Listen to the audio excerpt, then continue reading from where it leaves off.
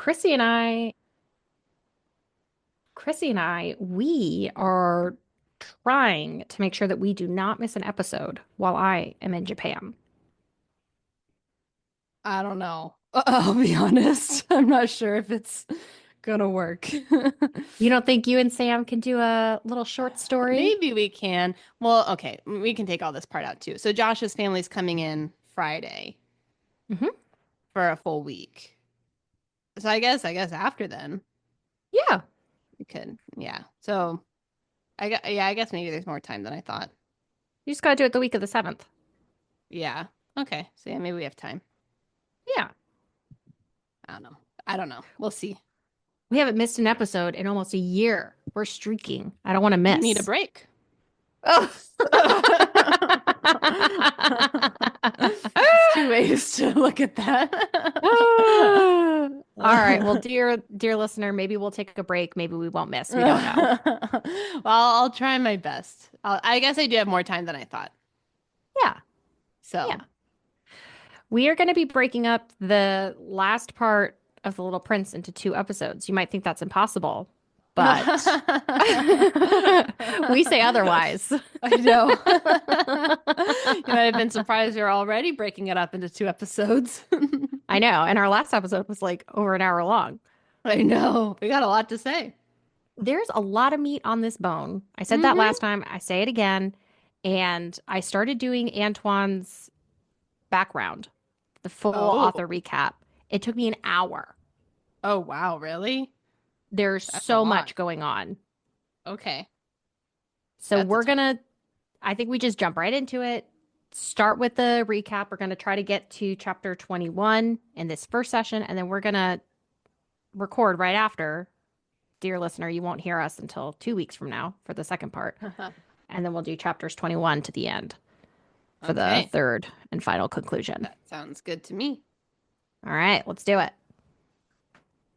Oh, do we need to do our intro? Yep. Oh, welcome to Bookalicious. I thought maybe we're going to do the author recap. Welcome to Bookalicious, a podcast where two sisters chat about books we're reading. I'm Chrissy, And I'm Candace. and we are on part 2 of 3 of The Little Prince. That's And right. we're spicing it up with an author recap in the middle. In the middle. That's right. And I wish we had done this at the beginning because this would have given us a lot of clarity. Oh, but we were making a lot of guesses. I really liked the things we came up with last time. I do Was it too. all wrong? Well, you're going to find out. Oh, okay. All right. So we're going to start at the beginning. Born June 29th, 1900, in Lyon, which is the third biggest city in France. Okay. Antoine was born into a Viscount aristocratic family. He was child 3 of 7. Wow. His dad, dear Papa, was an executive of an insurance brokerage. He died of a stroke on Antoine's first birthday. Or Oh, fourth birthday. Fourth birthday. okay. Wow. So they had the other 7 kids in that time? Is it all the same dad? He's all the same dad. So Antoine, he is the third of 7. So there were 4 younger than him. Wow. Okay. In 4 years? I I'm wonder if there's surprised any the mom twins. didn't die. Wow, that's a lot. Back to back. Wow. Okay. All right. Maybe we need to Yikes. fact check that. Can you Maybe imagine you have 7 kids and 4 of them are under the age of 4? And then your husband dies? Oh my gosh. I would die of a stroke too. It's not a mystery anymore. Yeah. I was like, I wonder what killed him. And I was like, his family, Now we know. his life choices. Oh no. So once Papa died, the family fell into poverty. Makes sense. Yeah. I don't know why exactly they fell into poverty. Maybe they couldn't run the insurance brokerage. Maybe his dad wasn't making good deals. It really didn't go into detail as to why Do you think they're they already couldn't. headed to poverty with 7 kids? Probably. I mean, Probably. So maybe not a mystery at all. But being a yeah. Viscount, you would think that you'd have like an endowment, but I Oh, think I guess at that's true. I think at this point you had a lot of rich people, and they had too many generations of layabouts that ate into a lot of the Hmm. savings. I think that would happen. Downton Abbey style, if you will. Oh, okay. I saw some of those episodes. Yeah. hmm Antoine and his baby brother, Francois, attended a Catholic college during World War One. While in school, Francois contracted rheumatic fever. Do you know that? What that is? No, does it affect your joints too or something? I have no idea. I've never heard of it. I forgot to look it Oh. up. Do our MD fact check. Yeah. It's an inflammatory disease that develops after a bacterial infection of group A strep or scarlet fever. Oh, he got scarlet fever. Oh. He died. Francois did? Francois died. Oh, hmm sad. Yeah, so he was 15 and Antoine was 17. Wow. Yeah. Antoine attended to his brother, who he claimed was his closest confidant beside his deathbed. He later wrote that Francois, quote, remained motionless for an instant. He did not cry out. He fell as gently as a young tree falls. This imagery later was recrafted into the climatic ending of The Little Prince. Yeah. Oh. When you're Yeah, describing it, I was like, yeah, that sounds familiar. yeah, really sad. Yeah. All right, so now that Francois's dad is dead, his brother is dead, Moving on. he's the oldest male in the family and he needs to lead the family into prosperity. Wow. Yeah. So he took responsibility for them and he also had to console them, make them feel like everything was going to be okay. Wow. Things were not okay. Antoine Antoine tried to get into the Naval Academy, failed his exams twice. Then he studied architecture to become an auditor. He did not graduate. Oh no. Yeah. So now Antoine has had two career attempts at the young age of 21. And he had nothing to show for it. So then he started Yeah. doing odd jobs for money. Okay. Okay. 1921, he enters the military service as a foot soldier. Then in the military, Antoine was given private flying lessons. This was really great for him because he was able to become a pilot in the French Air Force. Wow. Although I don't want to be like he's not a good pilot, but there's a lot of instances of him crashing. So, Oh no. Or maybe he's such a good pilot, they gave him all the hardest routes. It's it's like a possible. neurosurgeon. They have so much death, but it's like, but I was doing brain surgery. And you're like, well, okay. Fair enough. Did you ever listen to Dr. Death? No, I didn't. That You was in must, Texas, must, right? must. Yeah. Oh no. Fabulous podcast. You must listen to it. Okay, yeah, no, I haven't heard that one. Okay. So he's in the Air Force. He had several crashes. His family and at the time, fiance Louise wanted him to find a safer job. So Antoine quits. I did some investigation on Louise because I'm like, is she the Rose? I'd be kind of offended if I was described as the Rose. Louise was an aspiring author at the time, and her most famous novel, Madame de Earrings, is about an aristocratic woman who sells fabulous earrings her husband gifted her because she lives beyond her means. And then it kind of derails from there. Oh, that sounds fun. Yeah, it got turned into a movie. So I think she made it big. Wow. Maybe we read that one. I know. Ooh, that would be interesting. Louise gets married and divorced twice. She's a mistress to two other men, and she ended her life as a companion to a fellow author. She called herself Marilyn Malraux, spelled Malraux, which is the French way to say row. Right. Why is it like a play off Marilyn Monroe? Yeah, Why but she's like Mal? the French. It's like bad, the bad version. Mal. I don't know. Maybe that's just how she spells it. Or maybe I made a Interesting. typo. That's possible. No, I did this. I I think did we this should an read hour into ago. it. Okay, you'll notice I didn't mention that Louise and Antoine get married in any of those like six times. Was he That's a mister? Mhm. He was not. So Antoine and Louise, they break off their engagement shortly after she convinces him to leave his career. And then Oh my gosh. so now Antoine's doing his odd jobs again. Oh my goodness. Okay. Antoine finds his way as working at a manager at like a airport in south of Morocco. So he gets some experience in the desert. In Okay.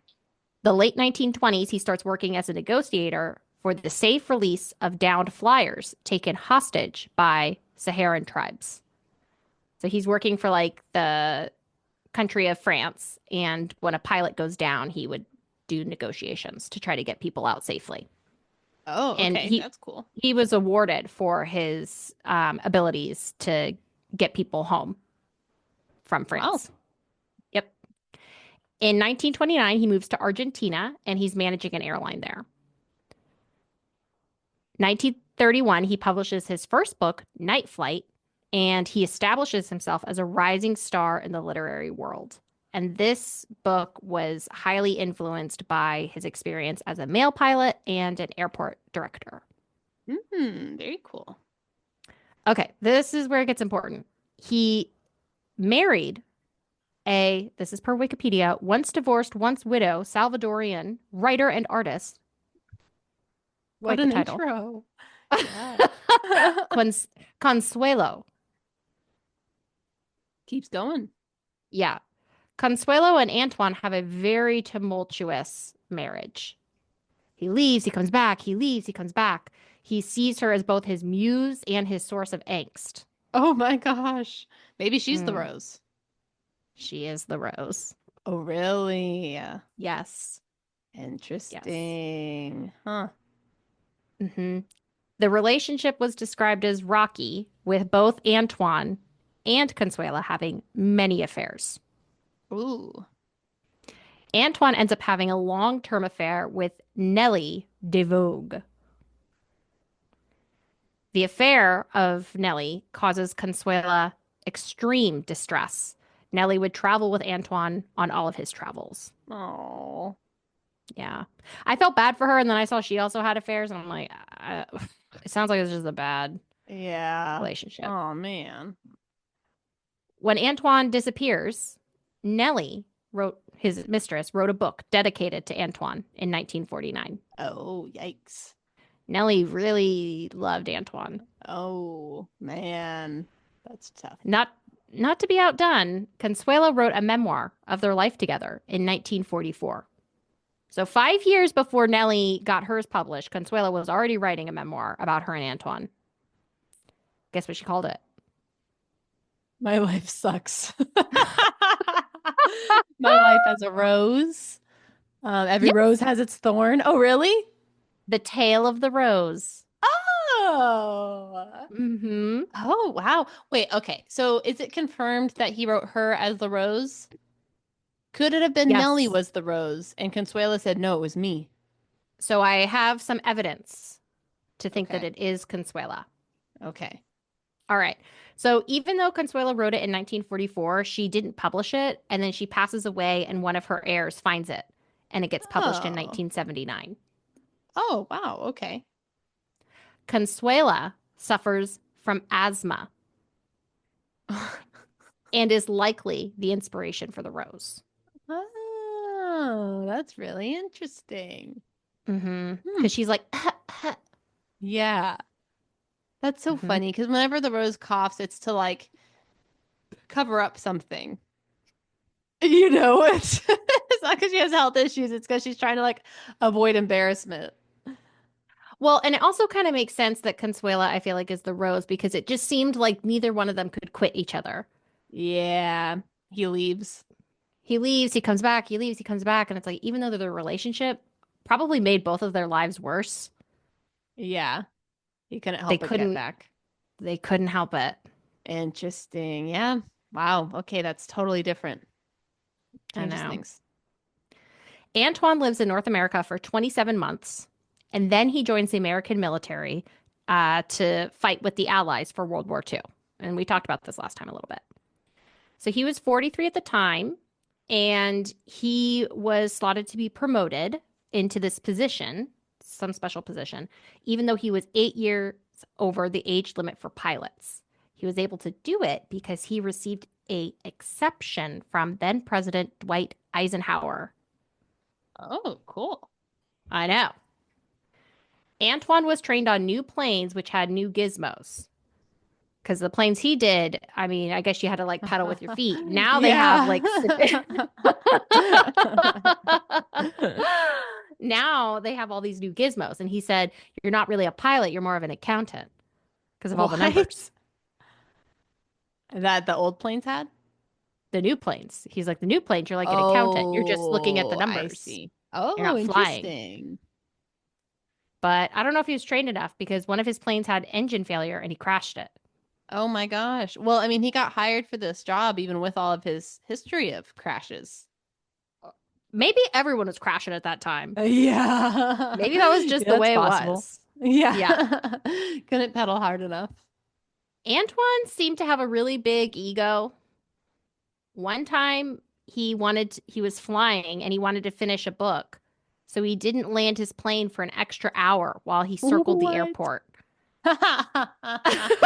This is the only time I can be alone. With Consuela and Nellie. Yeah. So, okay.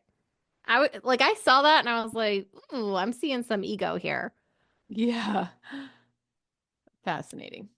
Yes. So France got overtaken by Nazi Germany. And at some point during this hubbub, there was a new French regime called the Vichy, Vichy, Vichy. And they took control over France and they promoted Antoine to one of its members. They said, Antoine, you are a national hero. You are honorary member. How did he become a national hero? From his army military days? I think so. Was this after the book? No, this is before the book. But you remember, he had done a lot already for France. He had flown for France during some period of time. He was in the military. He was doing the hostage negotiation. Oh, that's right. That's right. He's a baron, so he has, or a viscount, so he has like nobility. So I think he's, high up there in France. The only part I remembered was him crashing all the planes. So I was a little confused.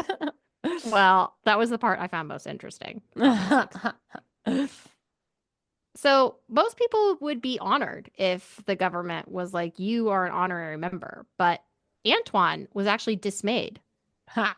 So why am I not king? No, he said he did not agree with that regime at all. Oh. Said, I'm embarrassed. I don't want to be part of that. Oh, interesting. Yeah. Then the regime said, Antoine, you're actually a German supporter. What? Then Antoine became chronically depressed and he started drinking. Oh my gosh. Yes. Was he still living in France? Tippler. The Tippler. The Tippler. I don't know where he was living at the time. He must have been, I don't know. Don't remember. But, I think he was in North America because while he was depressed and drinking a lot, the other pilots started gossiping and they were like, I don't know if Antoine should be flying planes. And they were kind of like, you should be grounded. Like Probably literally good. grounded. Yeah. He was not grounded. Antoine's last mission was to gain info on Germany. He was supposed to do 5 flights and then retire. He flew more flights than 5. And on his 9th mission, he did not return, vanishing without a trace.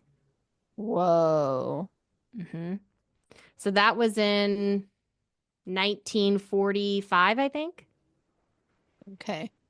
In 1998, a fisherman found a bracelet that had Antoine's that had his name, Consuelo's name, and his American publisher's name. Are you kidding? What? That's the top 3? No, he didn't make it. Oh my gosh. Well, it kind of makes sense Nellie wouldn't make it because if you're wearing this out in public, probably wouldn't want Consuela and Nellie's name together.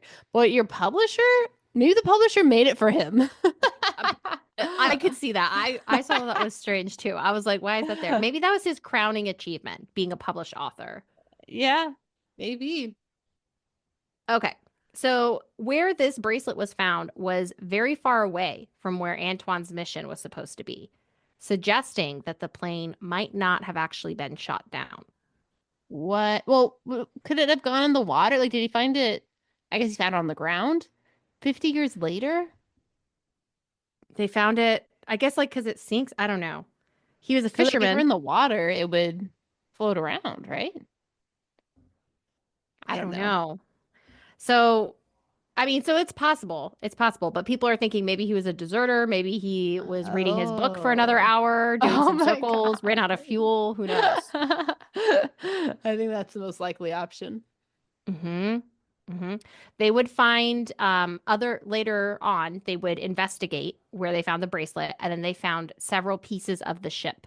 Wow, so it must have been on land, I think. I think it was in the water What? because a fisherman found it. But where was he found? I don't know. I guess it could have like been lodged in the, sand under the water or something. Off the coast of Marseille. I don't know what that is. Marseille. Marseille? Oh, it's a city in France. It's a port city. Okay. He was supposed to be snooping on Germany. Maybe he was visiting Nellie. Whoa. Hmm. That'd be drama. Yes. Interesting. Antoine wrote several political pieces against Nazi Germany, so I feel pretty confident that the trees, I think that's a great insight. yeah, I think those are definitely Nazi Germany. And the last piece, I just grabbed this quote from the Wikipedia, is that The Little Prince is a philosophical story including societal criticism, remarking on the strangeness of the adult world. One biographer wrote of Antoine's most famous work, rarely have an author and a character been so intimately bound together as Antoine and his little prince.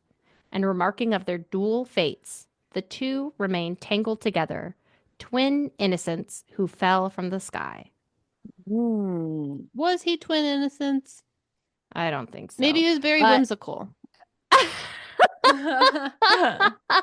Very you know, childlike. you can be a very bad husband, but a very good father or a very good friend. That's true. That's true. He sounds like he was a very complex person. Yeah, I think that's a good way to say it. Hmm. Wow, fascinating. Yep. So Man. that is the story of Antoine. Oh, well, last time you were saying the rose maybe represents like a bad relationship. I think you're I probably did. right. I Yeah. think that's pretty good. Hmm. I think Consuela was his little rose, and someone in the Wikipedia mentioned how he finds the other rose bushes, and he finds there's so many other Mm, roses. My rose is not that special at all. yeah, those are all the Nellies. Those are all the Nellies. Hmm. Oh, but then he finds out Consuela's the only one. Hmm. Consuela and his publisher. The publisher tamed him also. Yeah. So I wonder if Antoine saw a little bit of himself in the Tippler. I bet he did. Well, you know what? I wonder if he saw himself in all those people because maybe he's gone through phases of like being really obsessed with like money or Hmm. with his job or with putting limits on himself, like the geographer guy. I could see that. Yeah. And so maybe he wasn't as like whimsical and innocent and perfect as the prince, but like that's what he was wanting to get back to. Yeah. That can make sense. Because maybe he's both the prince and the narrator. Oh, Yeah, like I the could see narrator that. who he like kind of actually became, but the prince is who he wants to get back to. Yeah, the prince is who he wanted to be, Yeah. and the pilot is who he became. Yeah. But yeah, he kind of became all the other people along the way too, maybe. Hmm. Well, maybe Mm. that's like the little prince making the stops every time. Oh. Like he starts off as a little prince and then he stops by the tippler, and that's when he became a drunkard. Then he goes to the money man. That's when he became obsessed with money. And then he went, Yeah, that could make sense. very interesting. I like that. Hmm. Wow. Okay. Thanks for that summary. That was great. I'm really glad we did that. I was very interested in Antoine and it paid off, I think. Yeah, now we know. Yes. Okay. Well, we have our summary left, and we have 19 minutes left on the clock. Perfect. Great. Okay, so last time we didn't finish all the planets. We still had the lamplighter and the geographer left, correct? Hmm. Hmm. Okay. And today we're going up until the fox. So, lamplighter and geographer, we kind of talked about the summary last week, but basically, the lamplighter, um, or no, I think he meets the geographer first. Geographer, the little prince is so excited. He's like, oh my gosh, here's a man. He makes maps. He's probably an adventurer. This is great. He asks the geographer what kind of things are on his planet. Any oceans? Any volcanoes? The geographer says, oh, I don't know. I can't go explore the planet. That's for explorers. I'm just a geographer. And then the little prince was like, well, this is boring. And so then he left. And then he sees the lamplighter who is in charge of lighting his lamp every day and unlighting it. And the days have kept getting shorter on this planet to where the lamplighter used to be able to take breaks, but now he just has to work continuously. And the little prince is like, man, I actually really like this guy. I feel like, out of all the people, we could be friends. And this planet has like 1,000 sunsets a day, and that would be my favorite thing ever. But there's only room for one person on the planet, so he leaves. And then Hmm. after that, he gets to Earth. Um, he lands in the desert, and so he's not sure. He's like, do people even live on this planet?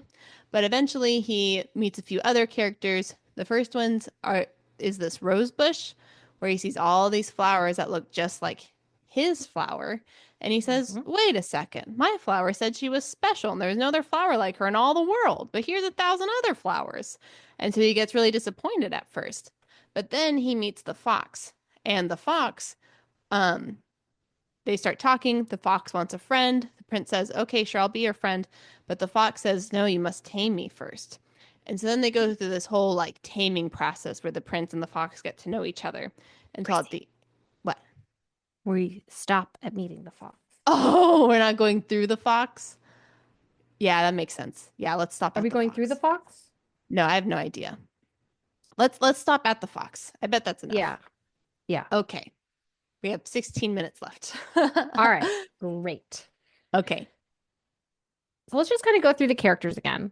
Last time we were kind of going through each of the planets and talking about what they represented. What do you think the geographer represents? So he's definitely limiting himself, like putting Mhm. yourself in a box. Um, Yeah. Reminds me of like when you're young, you can be anything, or like a Hmm. stem cell, it can turn into anything, but eventually it gets differentiated and it has to stay as that one thing. Hmm. Oh, maybe not being adventurous, I guess. Yeah. Yeah. Yeah. What do you think? I, I was thinking similar, and I was thinking more of like an academic who Mm, doesn't see what they research. They're not hands-on. They're yeah. they're the person crunching the numbers, doing the spreadsheet, but not seeing the people that impacts. Yeah. That's a good one. That's what I was thinking.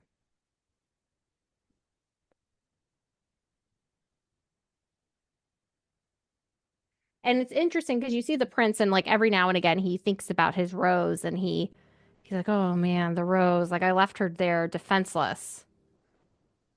But he doesn't care enough to go back. Mm, yeah. Why do you think that is? Just because he knew he needed to leave? In the context of the Little Prince, I feel that the Little Prince believes it is his like destiny. It's his life's purpose to pull forward the alchemist, which we're going to go into next time. Ooh. His life purpose to travel and explore and see. The rose doesn't let him do that. Yeah. So if he were to stay, maybe he'd almost be boxing himself in. Yeah. Hmm. Interesting.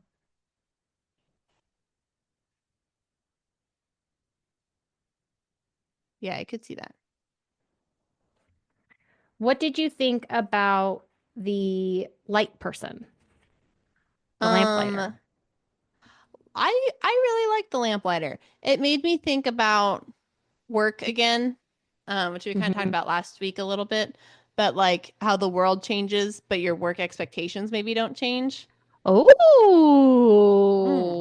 Been thinking about remote work oh, recently.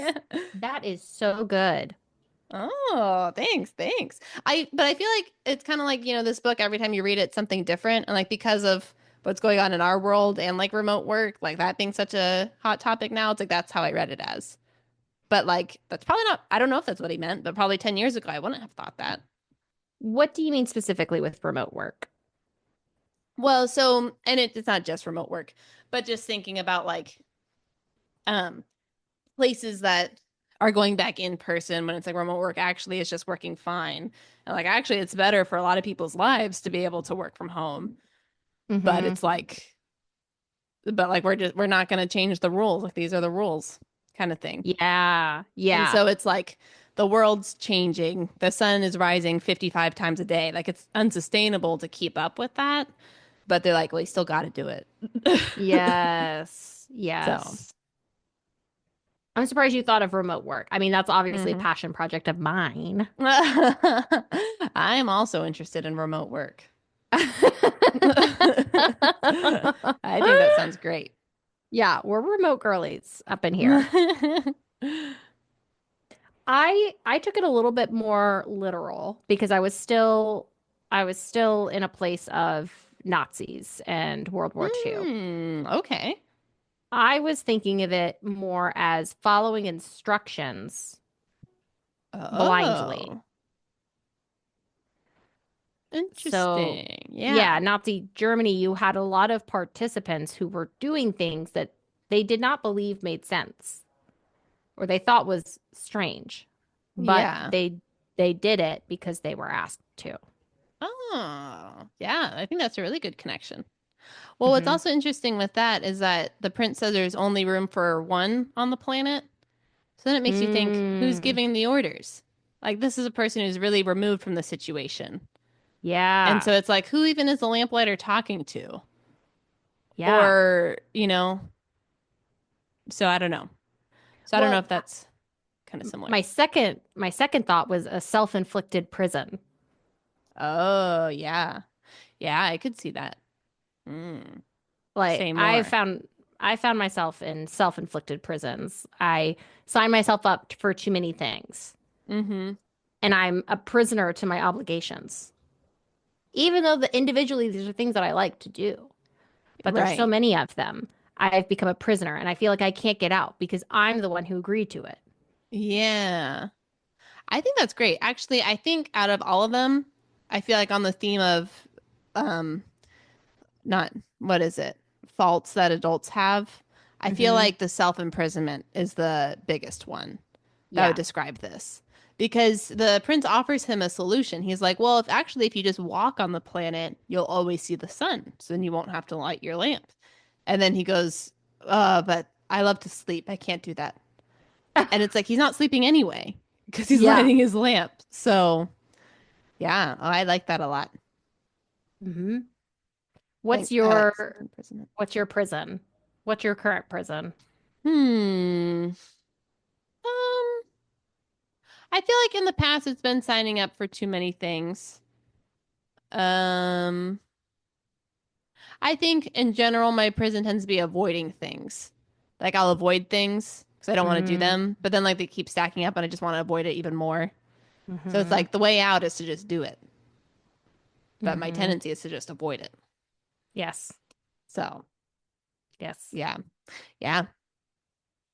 Probably that's a good question to ask us on all the planets. It's like, where's the tippler in me? Where's the accountant in me? I think my prison right now is uh travel. Oh, yeah. It's a good one. Last week we went to Florida for our mom's 60th birthday, which was great. Really Woohoo. glad that we did it. This Friday, Andrew and I are going on our planned vacation. We're going to go to Japan. And the week we get back, one of our family members who's recently overcome like a pretty major health condition, we're going to go fly to their home and do like a 10K race. And it's like I have Yeah, no more time off, but and it's like that's a lot. I want to see these people. I want to hang out and I want to do all these things, but at, at great cost. Yeah. Yeah, that is hard. Yeah. Right. Because Hmm. I don't enjoy being away from my home like that. Yeah. So, Right. Yeah, that's a stressful thing. mhm. Man. Do you see any way out of your prison? Any way out soon? Well, once I'm out of the prison, I don't know. Because then I was thinking we're doing our sisters trip in May. I know. Yeah. So, but that's a little bit of space. So it'll be okay. Yeah, but no, that's a lot. That I think Yeah. travel is a great one. I think that's probably a prison for a lot of people. Yeah. Yeah. Or Wanting to do these pets. fun things. Yeah, Hot pets, take. children. The Oh seventh man. planet was the Earth. Oh yeah. I found that interesting. Just, I don't Um, know. oh, Feels that like is kind some of put in the biblical. same category. Yeah. Oh, just that it's a seventh. The seventh, the Earth, the last one. It feels like some biblical imagery, if I Yeah, had I to could see guess. that. I could see that. Hmm. Seven's like a number of completion, kind of, or maybe Yeah. perfection. Yeah. Yeah. And I really liked the imagery that Antoine wrote about the Earth spinning and the lights, like the Oh, lamplighter. yeah. Yeah, it's like a And beautiful dance, all orchestrated. yes, Okay, so what do you think was the point of that chapter? Because I read it and I was like, I'm not entirely sure what he's getting at.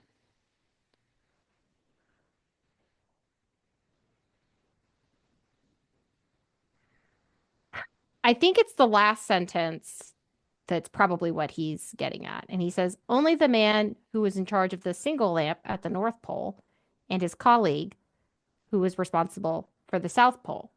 Only these two would live free from toil and care. They would be busy twice a year.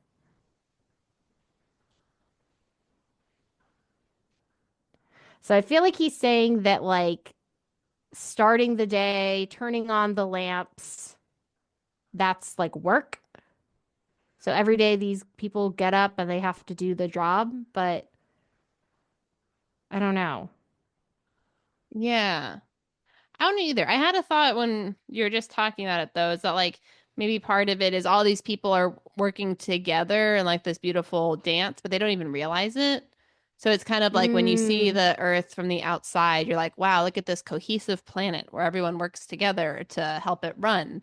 But then you get here and you're like, wait a second, no one's working together. okay, doesn't that kind of freak you out that you see like ants building a little nest or whatever? What do you call it? An ant hill? Yeah. Yeah. And they're all working. And you're like, how do they know what to do? And everybody's just doing their job and they're just doing their things.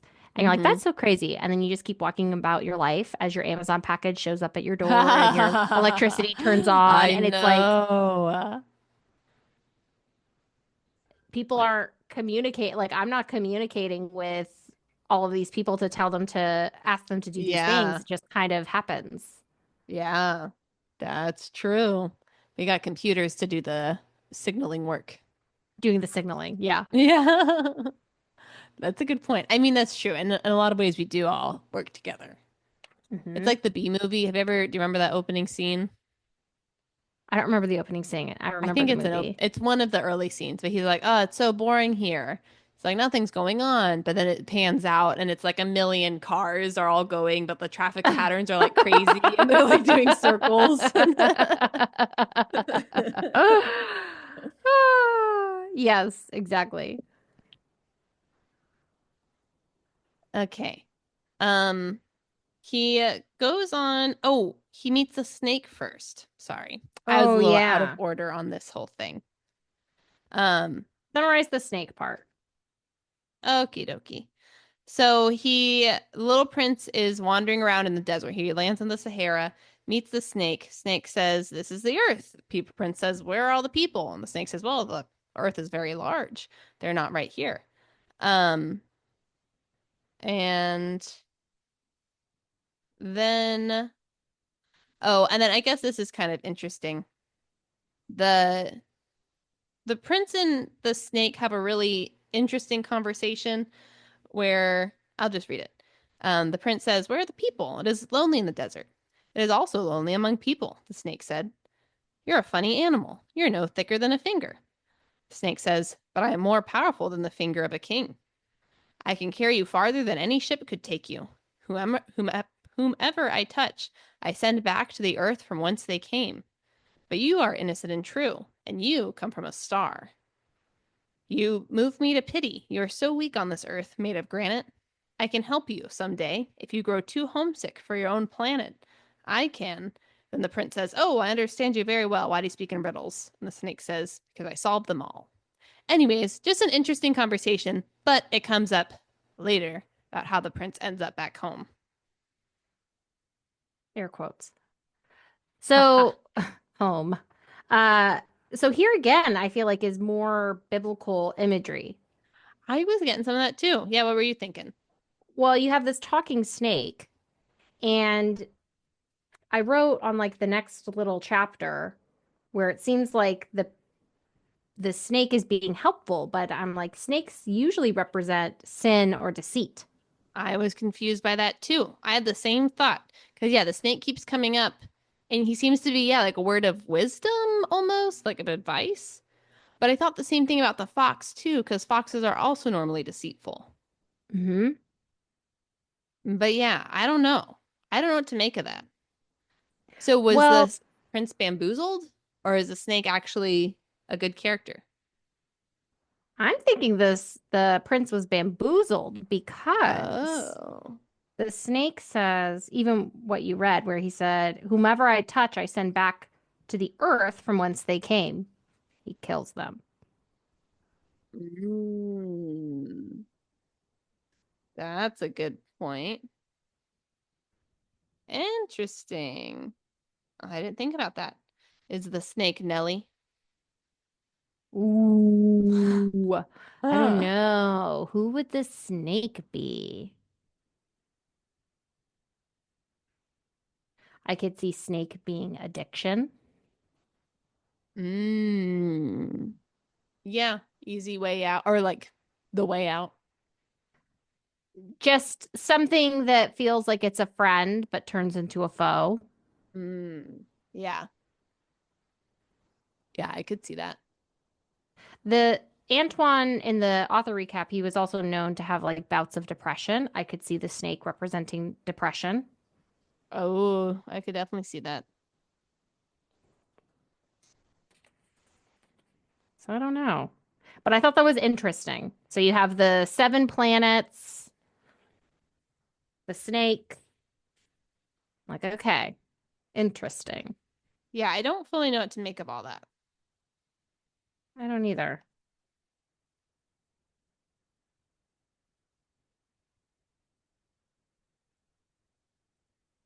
Yeah, maybe in our next episode when we do read it like Reddit, we can also do like read it like Spark Notes or something and see what do Oh, like the analyzers say all these things represent. yes. That I'd would be a be little very curious. interesting. I'm curious to see what other people think as well. Okay, so the last little bit is when the prince shows up to this garden and he finds a bunch of roses. Mm-hmm. So he's wandering the world. He sees the valley where it echoes, and he's like, "Man, no one here has anything to say." I thought was Hmm. interesting.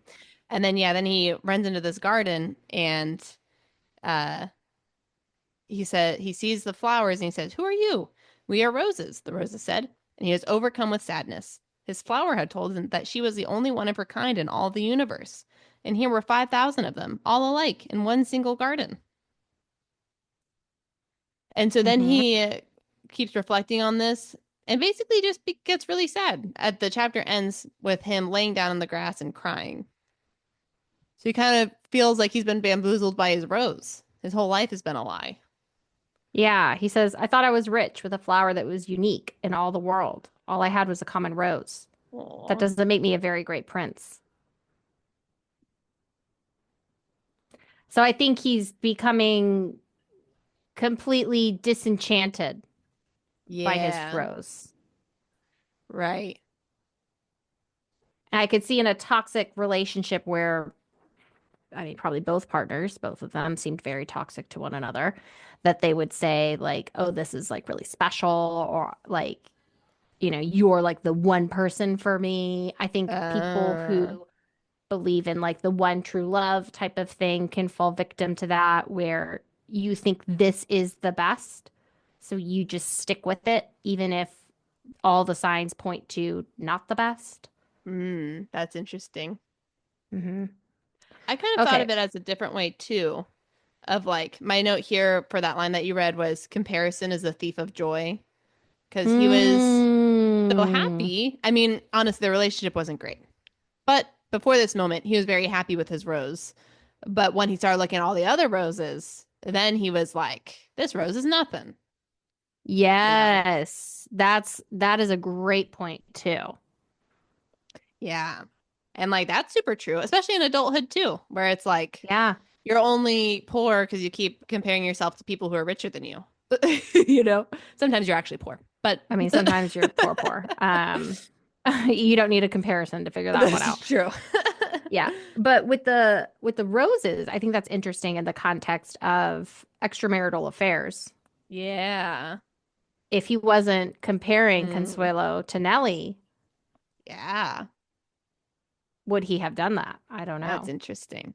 I don't Yeah. know. Yeah, if you only looked at your one rose for the rest of your life, it'd be the best rose Hmm. ever. Yeah. So, I really Ugh. like that, especially with what happens next with the fox, how it kind of redeems the rose. Yes. I like that. Cool. Yeah, so we'll leave you on that cliffhanger as we go on to part 3 of 3 for the Little Prince next time. That's right. And if you haven't already, please rate, review. We could really use some Spotify reviews. So yeah, Yeah. Thanks for joining our book club. see you next time. Bye. Love you. Love you.